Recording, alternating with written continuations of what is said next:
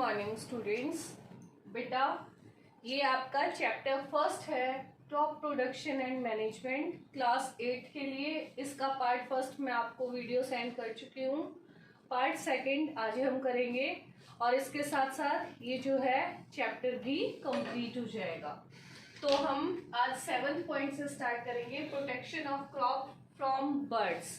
Crops को protect करना, that means बचाना। किससे? बर्ड से। बर्ड से प्रोटेक्ट करने के लिए हम क्या करेंगे? स्केयर क्रो वो बनाते हैं फील्ड में। वो बेसिकली क्या होता है, वो ऐसा लगता है जैसे कोई ह्यूमन बीइंग जो है वो खेत में खड़ा है, या तो उसको बना के पीछे से ड्रम बीट करते हैं ताकि सारे के सारे बर्ड्स जो है वो वहां से चले जाएं। उनको डराने के लिए इसको यूज किया जाता है, इसलिए इसका नाम है square crow. Next, from animals. Animals से कैसे बचाएंगे? स्ट्रे एनिमल्स है जो कि ऐसे घूमते रहते हैं, उसके लिए हम क्या करेंगे? अपने खेत के चारों ओर फेंच, दैट मीन्स तार लगा देंगे, जिसकी वजह से वो एनिमल्स जो है क्रॉप को डैमेज ना कर पाए, फील्ड के अंदर ना आ पाए। नेक्स्ट क्या है? डिजीज से प्रोटेक्ट करना। बीमारी से भी हमें अपनी क्रॉप को जो है वो प्रोटेक्ट करना पड़ेगा। अगर हम डिजीज की बात करें तो जब हम सीड्स ग्रो कर रहे हैं तो उस टाइम पे हम डिजीज रेजिस्टेंस वैरायटी तो ग्रो करते ही हैं। दैट मीन्स जो डिजीज को जो है होने नहीं देती, वो ऑलरेडी उससे रिलेटेड जो है उसके पास बहुत सारी चीजें होती है कि वो उनको कंट्रोल कर सकते हैं डिजीज को। लेकिन उसके बावजूद भी बहुत सारी डिजीज हो जाती है, जैसे रस्ट एंड स्मूट। ये क्या है? फंगल डिजीज है जो कि व्हीट में होती है, गेहूं में होती है, फंगस की वजह से होती है। सेकेंड इज ब्लास्ट, ये भी फंगल डिजीज है, पैडी में, धान में होती है। Next, protection. हमें क्रॉप को प्रोटेक्ट करना है, तो प्रोटेक्ट करने के लिए हम क्या करेंगे? सीड रेजिस्टेंस वैरायटी ग्रो करना। दैट मीन्स जो सीड्स है वो ऑलरेडी उस चीज से, उस डिजीज से अपने आप को रेजिस्टेंट रखे हुए हैं। दैट मीन्स उस डिजीज का उनके ऊपर इफेक्ट जो है वो कम पड़ रहा है, ऐसी वैरायटी हम उन पे ग्रो करेंगे। Next is fungicides. Fungicide, fungus. In seeds को ऑलरेडी पहले फंगीसाइड्स के साथ स्प्रे किया जाता है ताकि फंगस इस पे कोई इफेक्ट ना डाले। Next is pesticides. Pesticides spray करे जाते हैं पेस्ट को कंट्रोल करने के लिए। पेस्ट की अपनी लाइफ साइकिल होती है, उस लाइफ साइकिल को बीच में ब्रेक करने के लिए पेस्टिसाइड्स को स्प्रे किया जाता है। Next is insecticides for insects. Insects को डैमेज करने के लिए, किल करने के लिए उन्हें इंसेक्टिसाइड्स जो है वो भी स्प्रे की जाती है। इसके अलावा जब एपिडेमिक होता है, दैट मीन्स जब बहुत ज्यादा जो है महामारी फैल जाती है, तो उस टाइम पे भी जो है पेस्टिसाइड्स, फंगिसाइड्स वगैरह वो कौन स्प्रे करता है? जो एयरक्राफ्ट होते हैं उनके थ्रू गवर्नमेंट्स जो है पूरे फील्ड में, पूरे लार्ज एरिया पे जो है वो स्प्रे कराती है, क्योंकि उस टाइम पे डिजीज फैलने के चांसेस ज्यादा होते हैं। तो इसलिए जो है उस क्रॉप को बचाने के लिए, ठीक है, तो उस टाइम पे ऐसे एयरक्राफ्ट के थ्रू जो है वो स्प्रे किया जाता है। Next, precautions while using pesticides. जब हम पेस्टिसाइड स्प्रे करते हैं फील्ड में तो उस टाइम पे हमें क्या क्या प्रिकॉशंस लेने होते हैं? तो जो भी पेस्टिसाइड स्प्रे कर रहा है, सबसे पहले तो उसे अपने हैंड, अपनी आईज, नोज वो प्रोटेक्ट करके रखने होते हैं। तो नोज पे तो वो हैंडकरचीफ, रुमाल बांध लेता है, हैंड में ग्लव्स पहन लेता है, ठीक है। आईज को प्रोटेक्ट करने के लिए प्रोटेक्टिव शील्ड, जैसे ट्रांसपेरेंट शील्ड है वो लगा ली उसके थ्रू, फिर वो उसको जो है स्प्रे करता है। सेकेंड थिंग, जब पेस्टिसाइड स्प्रे कर रहे होते हैं तो उस टाइम पे किस डायरेक्शन में स्प्रे करना होता है? विंड की डायरेक्शन में। जिस डायरेक्शन में विंड चल रही होती है उसी डायरेक्शन में उसको स्प्रे किया जाता है। नेक्स्ट इज थर्ड पॉइंट जो है बेटा, वो क्या है कि जब भी आपने पेस्टिसाइड स्प्रे कर लिए उस टाइम पे उसके बाद हैंड अच्छे से वॉश करने होते हैं। तो ये प्रिकॉशंस जो है रखी जाती है जब भी हम पेस्टिसाइड्स को यूज कर रहे होते हैं। Next 8 point, harvesting and threshing.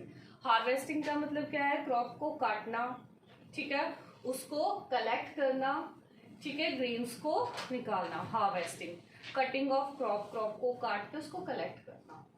And threshing का मतलब उस क्रॉप से ग्रेन्स को निकालना। हार्वेस्टिंग एंड थ्रेसिंग, हार्वेस्टिंग होती है सिकल से हम काटते हैं, कंबाइन जो है वो दोनों के लिए यूज होती है, हार्वेस्टिंग एंड थ्रेसिंग दोनों के लिए, मतलब कटिंग के लिए भी और थ्रेसिंग का मतलब क्या है, ग्रेन्स सेपरेट करना क्रॉप से, उसमें भी। ठीक है, 9th point, storage of food grains, food grains को फिर स्टोर भी करना होता है।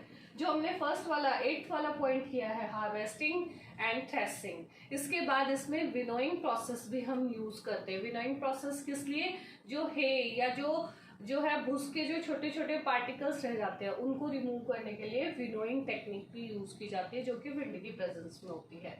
Next is storage of food grains, food grains को स्टोर करना, ठीक है, कलेक्ट करके रखना। अब हम स्टोरेज कैसे करेंगे, या तो गन्नी बैग्स में डालते हैं या सिल्लोज में, बड़े बड़े सिल्लोज होते हैं गवर्नमेंट जो बनाती है सीमेंटेड, उसके अंदर ग्रेन्स को स्टोर किया जाता है, या गन्नी बैग्स, और उनको गोडाउन्स में सही तरीके से प्रॉपरली लगाया जाता है।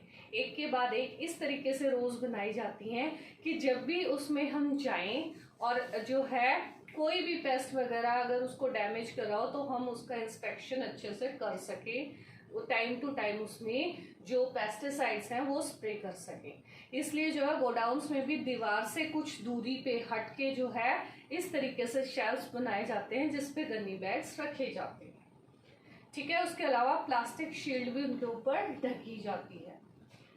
नेक्स्ट इज स्टोरेज करने में कोल्ड स्टोरेज, कोल्ड स्टोरेज की बात करते हैं। कोल्ड स्टोरेज क्या होता है, जो हम रेफ्रिजरेटर में स्टोर करके चीजों को रखते हैं लो टेम्परेचर पे। पेरिशेबल फूड आइटम्स को, स्पेशली पेरिशेबल फूड आइटम्स वो होते हैं जो जल्दी से स्पॉइल हो जाते हैं, जिसमें वाटर कंटेंट ज्यादा होता है, तो उनको हम कोल्ड स्टोरेज जो है वो प्रोवाइड करते हैं। जितनी भी हमारी वेजिटेबल्स हैं, फ्रूट्स हैं, उनको हम रेफ्रिजरेटर में रखते हैं क्योंकि वो पेरिशेबल फूड आइटम्स हैं, जल्दी से खराब हो जाते हैं, इसलिए ऐसे फूड आइटम को हम कोल्ड स्टोरेज प्रोवाइड करते हैं। Next is deep freezers. Deep freezers क्या होता है, कमर्शियल पर्पज पे हम यूज करते हैं। कैबिन सा होता है बहुत बड़ा, जिसमें रेफ्रिजरेटर के ही रूल्स एंड रेगुलेशंस फॉलो होते हैं। उस कैबिन में टेम्परेचर जो है बहुत ज्यादा लो होता है, विद इन मिनट्स के अंदर जो है जो आइटम है वो जल्दी से फ्रीज हो जाता है, जम जाता है, वाटर जो वो तभी क्रिस्टल की फॉर्म में हो जाता है। तो ये बेसिकली क्या है, डीप फ्रीज। ठीक है, डीप फ्रीज एक कैबिन की तरह, बिल्कुल रेफ्रिजरेटर, कमर्शियल पर्पस पे फूड आइटम्स को स्टोर करने के लिए ये डीप फ्रीजर है। Next is buffer stock. Buffer stock क्या होता है, ये गवर्नमेंट लेती है। किस लिए लेती है बफर स्टॉक, जब बहुत अच्छी फसल होती है तो उसको क्या करती है, खरीद लेती है गवर्नमेंट, और खरीद के जो है अपने पास सेव रखती है। किस लिए, for further use, emergency situation पे, मान लो कहीं अकाल पड़ गया या किसी टाइम फसल अच्छी नहीं हुई किसी एरिया में, तो वहां पे वो उस फसल को यूज कर सके, फ्लड वगैरह आ रही है वहां पे इमरजेंसी सिचुएशन में यूज कर सके, या अनाज की कमी हो जाए किसी टाइम इंडिया में तो उस टाइम पे भी उसको यूज कर सके, ताकि प्राइस हाइक ना हो। दैट मीन्स जो प्राइस है व्हीट का वो बढ़े ना, वो कांस्टेंट रहे। गवर्नमेंट तब इस स्टॉक को जो है यूज करती है, ये होता है बफर स्टॉक। इसलिए गवर्नमेंट जो है फार्मर से ऐसे कैसे ग्रेन्स को खरीद लेती है for further use, emergency situation. ऐसा तो नहीं होता ना कि हर जगह फसल बहुत अच्छी होती है, कई जगह नहीं होती, कई बार अकाल पड़ जाता है, तो ऐसे सिचुएशंस को जो है हैंडल करने के लिए गवर्नमेंट ऐसा करती है। जब हम कोल्ड स्टोरेज की बात कर रहे थे, तो कोल्ड स्टोरेज, रेफ्रिजरेटर बेसिकली क्या करता है, रेफ्रिजरेटर उसको ऐसा नहीं है कि उसको खराब ही नहीं होने देगा, बस टेम्परेचर लो होने की वजह से जो बैक्टीरियाज होते हैं जो उसको स्पॉइल करते हैं, उनका टेम्परेचर वो जो है स्लो डाउन कर देते हैं, उनकी जो ग्रोथ रेट है वो धीरे हो जाती है, स्टॉप नहीं होती, सिर्फ स्लो डाउन हो जाती है, धीरे हो जाती है। इसलिए जो है वो फूड आइटम्स जो है रेफ्रिजरेटर में खराब नहीं होते। नेक्स्ट आते हैं फूड्स फ्रॉम एनिमल सोर्सेज। यहाँ तक जो हमने बफर स्टॉक तक पढ़ा है वो सिर्फ अपने क्रॉप्स के बारे में पढ़ा है। अब एग्रीकल्चर जैसे कि टर्म आपको रिलेट कर रही है, सिर्फ कल्टीवेशन ऑफ क्रॉप नहीं, उसके साथ साथ एनिमल्स को रियर करना भी, एनिमल्स को पालना भी एग्रीकल्चर है। Food from animal source, animal source से फूड भोजन। डेयरिंग, डेयरी के लिए, दैट मीन्स जो डेयरी प्रोडक्ट्स हम खाते हैं, जैसे क्या खाते हो, चीज खाते हो, पनीर खाते हो, ये सारे डेयरी प्रोडक्ट हैं। तो डेयरी एनिमल्स जिनको हम पालते हैं वहां पे, किस लिए, for milk production. Milching animals कौन से होते हैं जो मिल्क देते हैं, उन्हें हम मिल्चिंग एनिमल्स बोलते हैं, जैसे काऊ, बफेलो। और डेयरी प्रोडक्ट क्या होता है, जो हमें इस मिल्क से, डेयरी से जो प्रोडक्ट हमें मिलता है उसे हम डेयरी प्रोडक्ट्स बोलते हैं। लैक्टेशन पीरियड, लैक्टेशन पीरियड होता है जब जैसे काऊ या बफेलो अपने यंग वन को बर्थ देती है, जन्म देती है, उससे लेके और नेक्स्ट जब वो बर्थ करती है उस टाइम पीरियड तक, उसके बीच के टाइम पीरियड को लैक्टेशन पीरियड बोलते हैं, जिसमें वो दूध देती है, मिल्क देती है। ठीक है, नेक्स्ट ये तो था एनिमल्स के बारे में। नेक्स्ट है पोल्ट्री। पोल्ट्री जो है मुर्गी पालन, मुर्गियों को जो हम पालते हैं बेसिकली किस चीज के लिए, एग के लिए, मीट के लिए। ठीक है, उसे हम पोल्ट्री बोलते हैं। Hatching period, hatching period that means वो एग से बाहर कब निकलते हैं इनके यंग वंस। फाउल की बात करें तो 21 डेज जो है वो लेता है ये। 21 डेज का मतलब क्या है, 21 दिन लगते हैं उस एग को मेच्योर होने में और टूट के बाहर निकलने में चिकन को।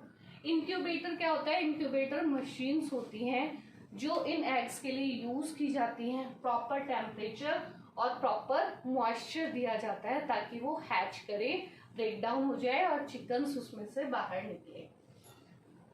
ये तो था पोल्ट्री के बारे में। Next is poultry care. Poultry care भी बहुत जरूरी है, दैट मीन्स जिस टाइम पीरियड पे हम एग्स जो है वो दे रहे हैं तो उस टाइम पीरियड पे भी उनको जो है न्यूट्रिएंट्स की जरूरत होती है एक फिक्स अमाउंट में, तो हमें वो न्यूट्रिएंट्स उन्हें प्रोवाइड करने होते हैं। तो मेनली पोल्ट्री जब केयर होती है उस टाइम पे protein, fat, vitamin A and के उनको ज्यादा अमाउंट में चाहिए होता है ताकि अच्छे से जो है एग जो है डेवलप हो। Next is pisciculture.